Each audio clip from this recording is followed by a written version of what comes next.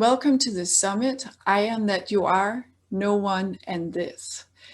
And I now have the pleasure to introduce you to Ilona Ciunaite. Welcome. Thank you very much, Susan. It's such a pleasure to be here talking with you. Thank you for inviting me. Yeah, you're welcome. And you are a spiritual guide and you help people knowing their true essence, the direct knowing of what is my experience, who am I really, and go beyond the separate self. So you know, oh, I'm not even anybody, I'm no one. And at the same time, all that's happening. And you have a website called Liberation Unleashed, which is a community forum about that. And you also have a blog marked Eternal.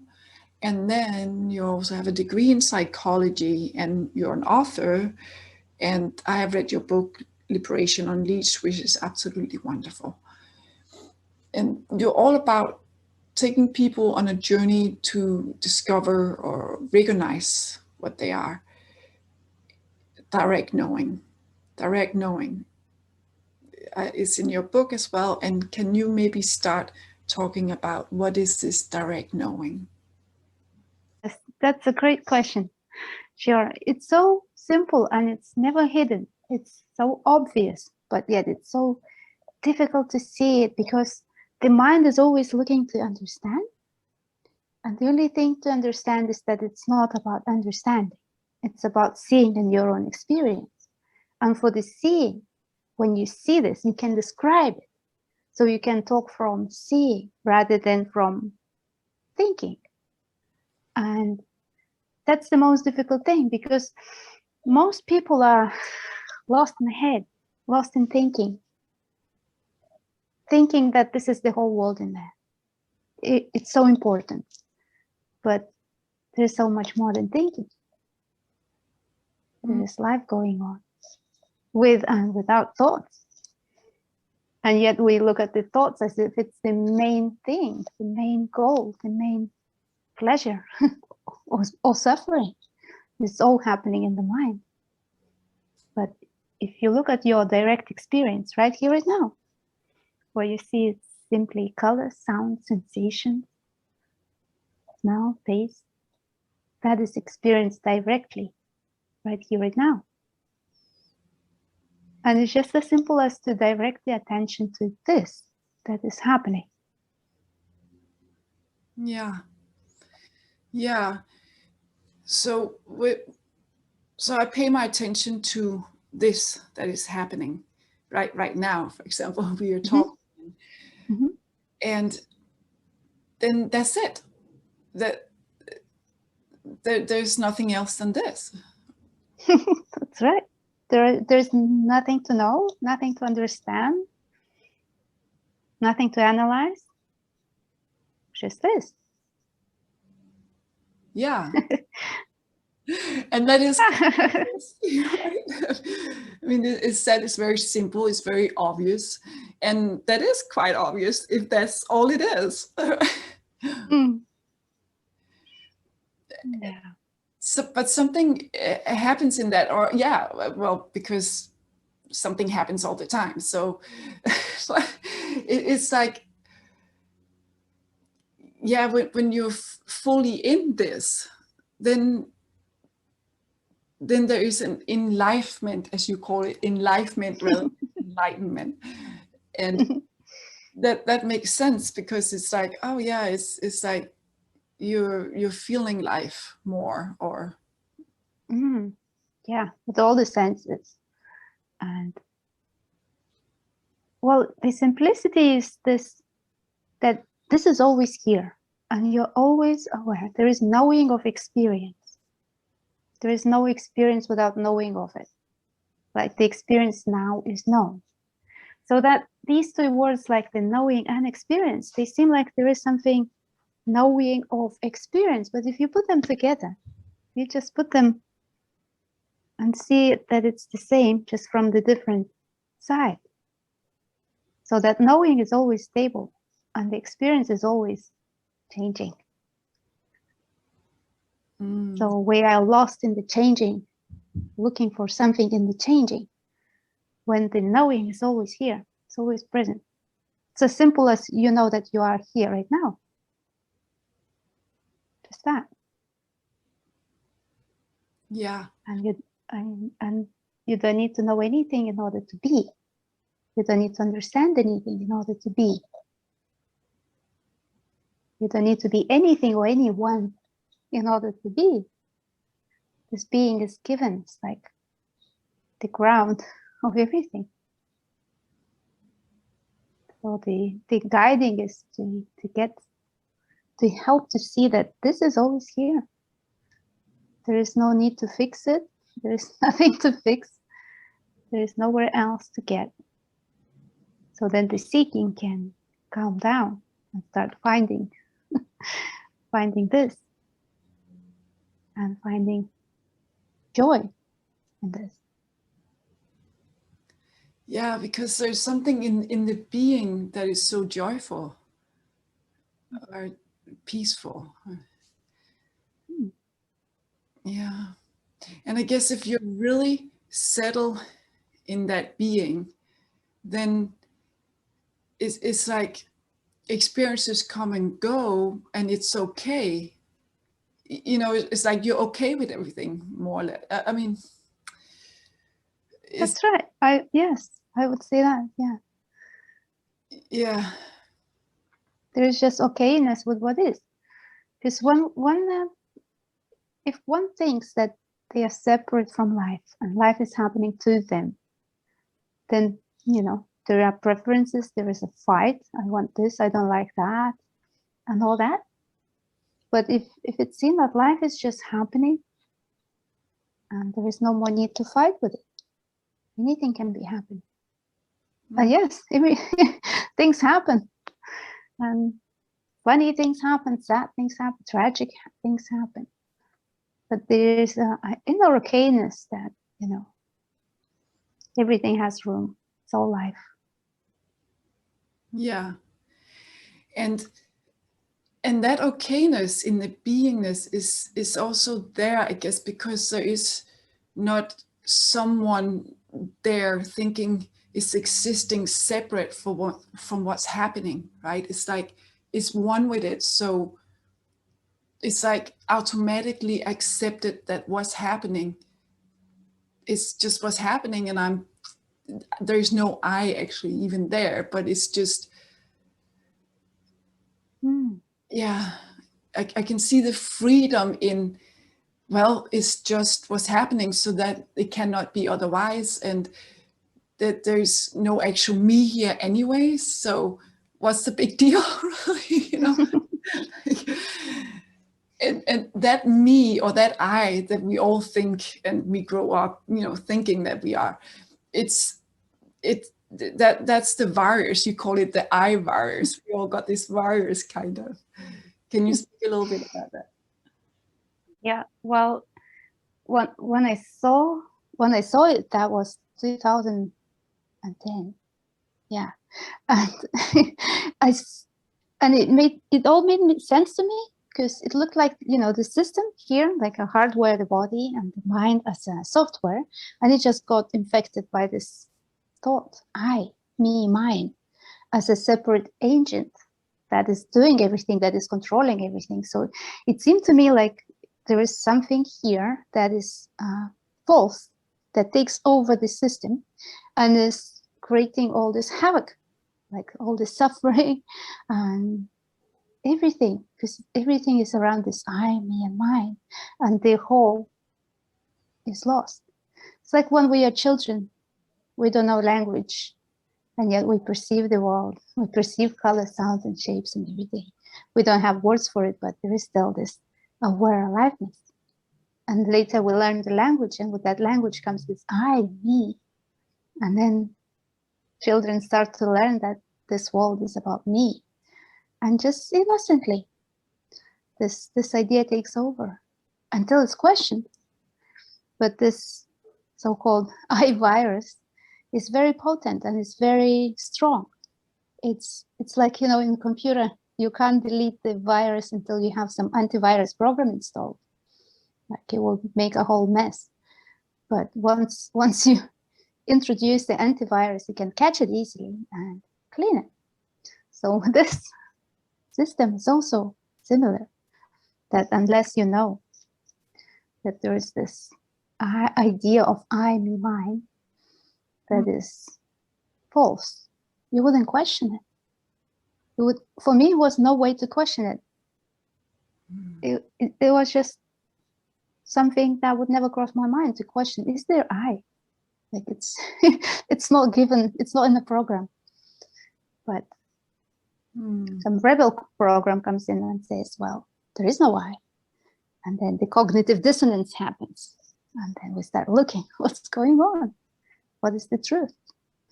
And just like that, it can be seen through. And yeah, that was the idea behind that. Yeah, because you talk about the deep looking, and that is like you actually really take a look at what is reality. What if I don't believe everything I was told my whole life and all that, you know, like how we just take it all in. Yeah, that's how it is. But if I actually really look and say, what is it really from my own experience, from my own direct knowing, then it's like, poof, it just falls apart. Surprise, surprise. Yeah. Yeah. And it's so funny. Like, for example, we drink water every day. Like we all know what the water tastes like, we know, but there is no word for taste of water. There's not even a word. Yeah. Yeah. And we don't need it. We can drink water without the word. Yeah, it's like so we can live life without, you know, trying to put it in a mental frame. Yeah. Yeah. Yeah, exactly. It's just such a habit to always label everything and describe everything and talk about it, like, you know, the language we use. And so it's almost like we're caught in this maze and we can't get out, you know. So sometimes we need a guide that comes and tells, okay, you know, look here, maybe there. How would you answer that? Yeah. So, yeah. Because otherwise we don't even know what questions to ask. And there are right questions to ask and wrong questions to ask. Like, for example, the main question that people ask, I get in so much trouble, is why? Like, why this? Why that? Why am I suffering?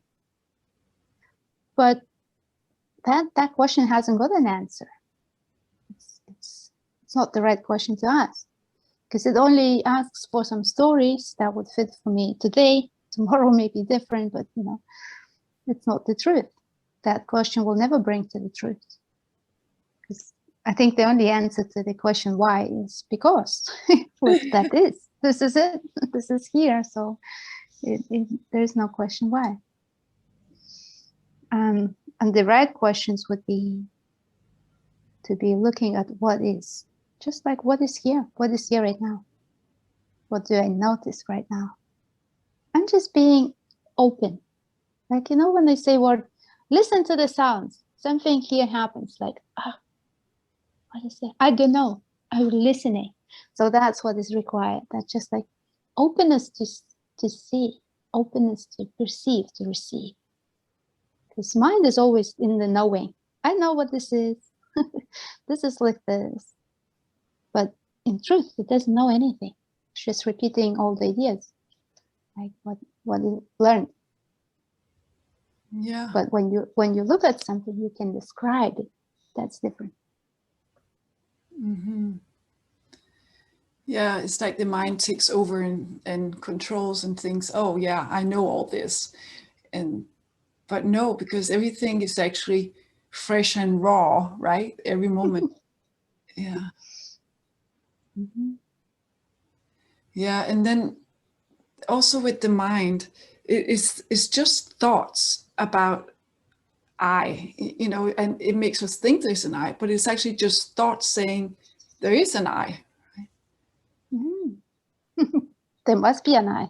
Yeah. There must be an I. Yeah. And it does And feel like it too. That's why it doesn't take much to convince it. Like, yeah, there's an I. Of course, there's a person here. mhm, But it's just thoughts happening. It's just emotions happening. It's just senses happening. mhm, mm. I find it very easy to see through breathing. Like, okay, we breathe. So that's breathing. And I can describe it in different ways. I can say, I am breathing. Look at me, I am breathing.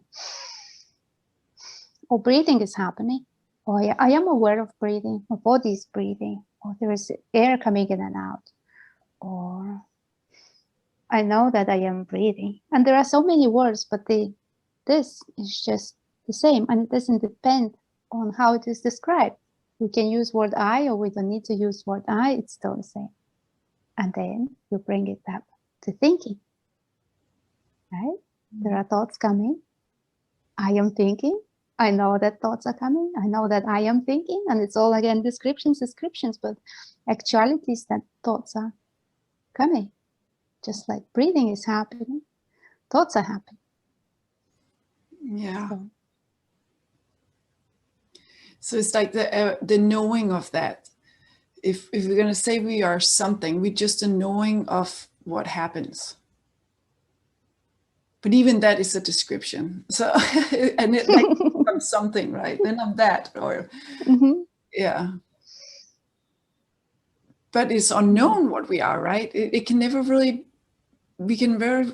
I mean, we can know it as a knowing, but what that knowing actually is, we can call it all kind of things as well. But it's just we don't know really, right? Well, it's not possible to wrap it up in words. Just like that taste of water, you know, there is no word for that. Yeah. What's going on? Yeah, and then, you know, we'd say, okay, this is life, this is God, or this is being, or just simply here and now. Mm-hmm. But it's not about the description, it's about the attention being on this. Yeah. Yeah, because often all kind of descriptions. It can also be the nothing is everything, right? And yeah, Mm-hmm. that's also a description. And sometimes it's like, okay, then I'll attach to this word. I'm nothing and I'm no one, and or I'm this. But it's all but of course we have to also we communicate, right? So Sure. the best way of describing things and to communicate to one another, but it's always the experience is the experience and it cannot be described really. Yeah, like if I eat a strawberry and I say, okay, well, it tastes like strawberry, because you had that experience. Mm-hmm. You tasted strawberry. If you haven't, you wouldn't know what I'm talking about. But it's just we are sharing words, a concept, and then we know, okay, in my experience, it's like this. Yeah. And then it's also we're not even the experience. I mean, because we are that knows the experience, but we are also the experience at the same time. It's happening. Well, something has happened. Yeah. Right. Okay, we can look at right here, right now. There's this conversation happening. Uh-huh. And I cannot say I am the conversation. It's just this is happening. Yeah. So it's so interesting because there's 7 billion people on Earth, about that amount, and there's no one there really. Or we're all the same, the no. Mm-hmm. It's just happening, and yeah. Yeah, well, there are no separate beings.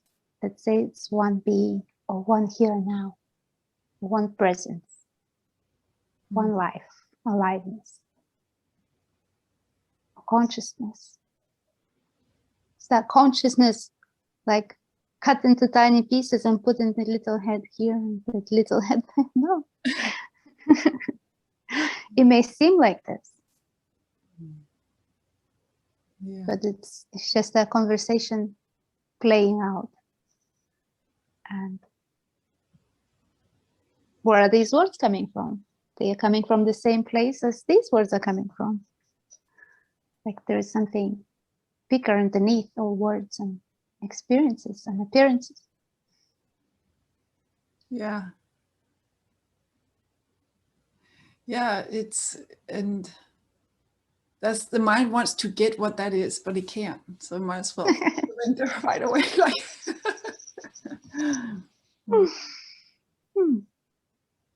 I like to use this example, like what is this? This is a ring, yeah, and it's also gold, yeah? Yeah. And we can see both. We can see the ring and gold. Yeah. Okay, the ring is a name for the form that gold is taken. And gold can be in many shapes and forms, many different things. The name is just that, name for the form, but the essence is gold. So if you take that to life or aliveness and see that aliveness is the essence, and the forms can be distinct, can be unique, but it's all aliveness. It's all the same aliveness showing up as multitude of forms. Yeah. And then, you know, we try to connect the forms, and like I am me and you are me and I am you and this and that. But the ring is not the earring. It's a distinct form, except that the essence is the same. So we all connect through the essence, not through the form. I'm looking at you, I can say, okay, I'm talking to Susan. Ilona is talking to Susan. Or I can see that there's this life showing up as this conversation right now. Yeah. Yeah. And however we look at it, it's okay too, right? Like you can be completely identified with your thoughts and your beliefs. It doesn't change anything. It's the truth is the truth, you could say, or reality is reality. But if you know the reality, then most likely you will have less suffering in your life, but there is no one there to have a life. That's the thing, right? It's you know what I mean? It's like, yeah, if you know who you are, you know the reality of everything is just what's happening, and then you're more at peace. You're more aligned with reality, I guess, and in that energy feels better or something. What do you think? Yeah, because, well, when we don't know what we are, when we are trapped in thinking that I am this separate entity that has to fight to survive, to become better, and all these stories about it, then there is suffering. But if we know what we are, then there is less fight with what is happening, because it's clear that this is happening. It's nothing I can do to change it. There's nothing needs to be changed. It's what is. And well, practically for me, there was the biggest change when I learned to say yes to everything that is arising here. So, because this suffering is fighting with what is. Like if I'm feeling sad, I don't like to feel sad. I should be happy. That's suffering because I'm already not happy. But if there is sadness and there is acceptance and seeing that, okay, well, sadness came to visit. Let's meet it. Just be fully, truly, deeply sad. Then there is no fight. And that sadness frees itself. Well, but as long as there is even a subtle, tiny wish for that sadness to go away, that's fine. Yeah. But it's a long journey. It unravels step by step, little by little. Like with seeing that there is no self, nothing really changes. Except everything starts looking differently. Yeah. Yeah, and you also point to the fear a lot, like the fear and the resistance. And so when you do the deep looking, you can look into what is it you resist? And do you really have to resist that? And is it real, all these imaginations and fear you have? Yeah. It's very interesting, this deep looking. I started it because I saw how Pamela Wilson works, and I just got really curious about it, tried for myself. And I just started, playing with friends and people I knew and then people I didn't know. And it was just so fascinated to be able to go into the mind and see what patterns are there. It's like as if the curtains are opened and you see the play. Like, you see what's pulling these strings. And it's so simple. You just sit here for a little bit, and see what arises. And whatever arises is something to look at. And then you can start looking at, where is it feeling in the body? Okay, there is resistance. Where is it in the body? Do you feel it here? Do you feel it here? Do you feel it here? And then you start looking at that energy just neutrally, like not trying to change it, but trying to see it. Like I said, listen, and it's like openness. So openness for that energy, so it gives it space. And through that looking, that energy that is tied, it self-releases, because all it wants is attention. And attention is like electricity to that, that lights it up and start opening up. That's all. Because it all self-releases. It's not like I can do something to release it. That's not true. But if I give attention to it and really get curious about it, can start poking it with questions like, what do you want? What were you before? What is your job? What is your message?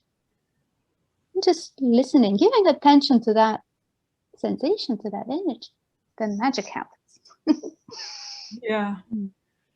Yeah, it's a magic trip. Or trip, I guess. Magic trick, I was going to say, but it's a trip too. Magic trip, yeah. Deep looking. Yeah. Yeah, so it's and that's what you could say. You could have patience with yourself in that way, that okay, I'll take a deep look at myself. I'll listen to myself and the mind and the heart, and really open up to it and see what is there in me that wants to be released, maybe. Yeah. And this is a difference between seeking and finding. Because seeking is looking for something out there. And finding or looking at is just simply here. What is presently here right now? Yeah. And then sometimes we also think, oh yeah, I have this whole life story and there's a lot in there, and what am I going to do with all that, and how do I find it? But we don't have to worry about the process, do we? No, we don't have to. But worrying still happens. Yeah, but it's true, you don't have to. Like, no amount of worrying will change what happens. Yeah, and we it's probably because we want to do it right, and I have to get it all, and I have to release it all. But there's because there's just here now anyway. So all this stuff we think we have is not even there. That is also just thoughts. Yeah, you can say just thoughts, but it also has the emotional charge. So that charge is holding the prison. The charge is like, well, something happened in the childhood that really hurt, and child couldn't express his emotions. So to this day, it would be that charge there until it's looked at. And yes, it would come up with all the stories and, situations and the history and sadness and all that. But the exit is just to look into that energy that hasn't expressed yet. And it's just waiting patiently for its time, for the attention, which is quite sweet. So that charge, how do we release that charge?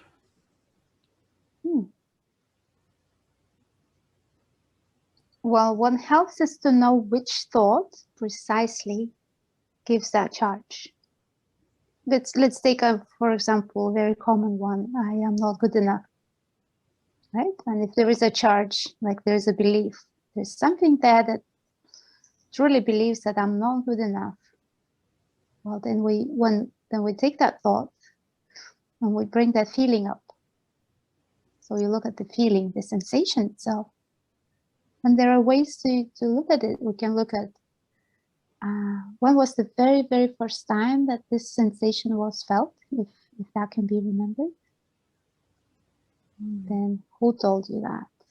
Was it your mom, your dad, your grandmother? I'm just really looking into the situation where that child or adult, whenever that happened, was hurt by that. And then giving attention to that energy allows us to see a deeper part of what happened. And also by seeing it, it gets released. Not so easy sometimes, because some traumas are deep and can take months. But if it's something not so big, it can be seen on the spot and no more. Yeah. But do you have to see how it started, or can you just, do you have to know those things? Because sometimes it's like, wow, how do I figure out how that charge started in the first place, or what was the cause of it? And you know, it's not necessary, but it helps if you can go there. But it's not necessary. You can just look at that energy itself and give it enough attention. Sometimes it's enough for it to release. Yeah. Because that makes it so much easier somehow, if you don't have to know those things, and you can just feel the energy, and just, even though it can be very heartbreaking, but if you patiently sit with it or let it be there, I guess, then that's my experience. And it's like, it just kind of seem to evaporate or change, and then it may come back some other time, or something like a similar charge, but somehow it does seem like something happens in just being present with it, or pay attention to it, I guess, like let it be there, like love it, or yeah. Just very often in these deep looking sessions, when we look at the feeling and ask, what do you want the most? And the answer would arise just to be seen. Just to be seen. Or he wants attention. It's the same, different words. So it's as simple as that, giving attention to those knots, to those heavy feelings, and allowing them to just be valid, to be allowed. Because if they are not allowed, they cannot come and fulfill their destiny, like to just open up.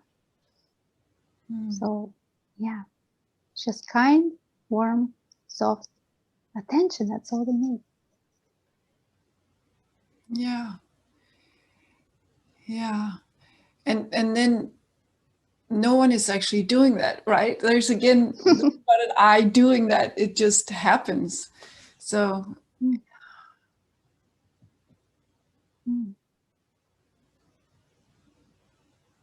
because in a way it's also nice, there's no responsibility, for this guy to make it all work out or something, like, well, there is no I, and just yeah.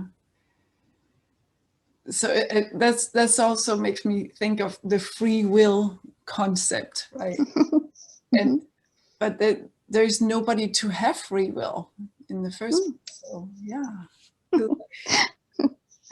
For me, the first question about free will is that what is it free from? Right? What is it free from? Like circumstances, there always are circumstances. So to make a decision, there needs to be a situation where the decision needs to be made. So without that situation, there is no need for decision. So the decision is already in the situation. There's a way out. Yeah. So how is it free? It's not free from what is happening. It's not free from conditioning. It's not free from the reality that is happening. Yeah.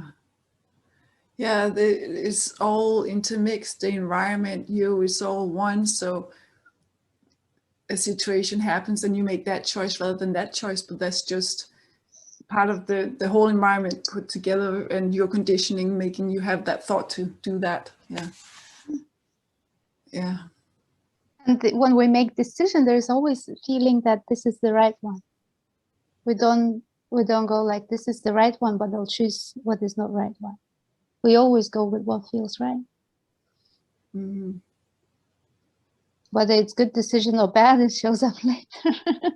But we always go with what feels right. Yeah. Everyone. Yeah. Yeah, and so in your book, you also have all these examples of people you've worked with, and they're just amazing because you really go deep, and you can see how people come, and then after going through a certain period of questioning and looking deep, it's like, oh, it's they get to know the knowing that they are, and so that's really beautiful that you can take people there, and also in the end of your book you have like seven points, and you can kind of follow that are helpful to maybe guide you to look at what is that I that I assume is there, and what is that resistance, and so on. Yeah. So that's really beautiful. How it's a beautiful book. Absolutely, very Thank you helpful. so much. It's right here. Oh. Yeah. It's liberation. Yeah. And you also wrote another one, Gateless Gate, right? Like That one, yes, Gateless Gate Crashes. We done it together with Ilona Nijinsky. yeah. That was the very, very, very first conversations we had with people over email in 2011. Mm. Yeah. So there is a lot of energy in there, and it can be felt. But these conversations, they seem so short, and people are saying like, how come these people recognize it so quickly, but nobody knows how long they lasted. It lasted for weeks and for months. So in the book, it appears like it's all so quick and easy for these people. But yeah, and because we were so fresh into that and didn't know anything, it was just like discovering that new terrain. So I don't even know what these people saw now. if they, I met a few and I know the shift happened, but how it affected them, I don't know. It would be interesting to find out. Yeah. Well, hopefully they'll contact you and let you. Yeah. But with your Liberation Unleashed book, you have a follow up on the people you guided and so on. Yeah. So, yeah, it's wonderful. Yeah. What is most amazing is that this Liberation Unleashed community that started up again in 2011. People that come to see, they see, and they come to guide, to help. This is just so wonderful to see that this message is just organically spreading. You know, everything is done free of charge, from heart to heart, by volunteers. Nobody is asking anyone to be in a forum, but there are people that see that and they just want to help others as well, to end the seeking and just find what is obvious and simple here. To just get the mind unconfused. It's so much easier to live without all these ideas about this entity that I am. Yeah. And that's so nice, like you say, it's happening organically, and is like a ripple, right? It can spread all over, and we can all be liberated. Yes, one apparent person at a time. Yeah, right. And it's an individual job. Like there is no, they found out about that. It's always about here, about this, and ever fresh. Yeah. So living life. Yeah. Yeah. Yeah. The intimacy of life, and yeah, the being. Yeah. Being no one and everything. Yeah. Nothing, everything. Yeah. Oh, yeah. Well, what's your website? How can people get in touch with you? And Okay, my website is just my name, ilonacuniate.com, and you can find out there about deep looking, about the sessions, about the events. And I'm actually doing quite a lot of events at the moment, all online on Zoom, in Russian, in English, and yeah, and on Nothing FM also. And everyone is welcome to come to these meetings, and we can explore and look together. People find that helpful. And if group setting is not suitable, the best way is to meet one-on-one for a few sessions and see where that takes you. okay. Oh, that's very helpful. Thank you. And can you mention your website again? Like maybe you can spell it out. Just okay. Well, the easiest way would be just this IlonaCiunaite.com. Okay, there we go. Yeah. And also I have a YouTube channel where I put some videos time to time about all these useful questions and inquiry and some meditations and some deep looking sessions, just a variety of all things that may be helpful. Yeah. Excellent. Well, thank you so much, Ilona. I really appreciate it. It's beautiful. Thank you. Thank you. So lovely to speak to you. Yeah. Yeah. See you again sometime. Thank you.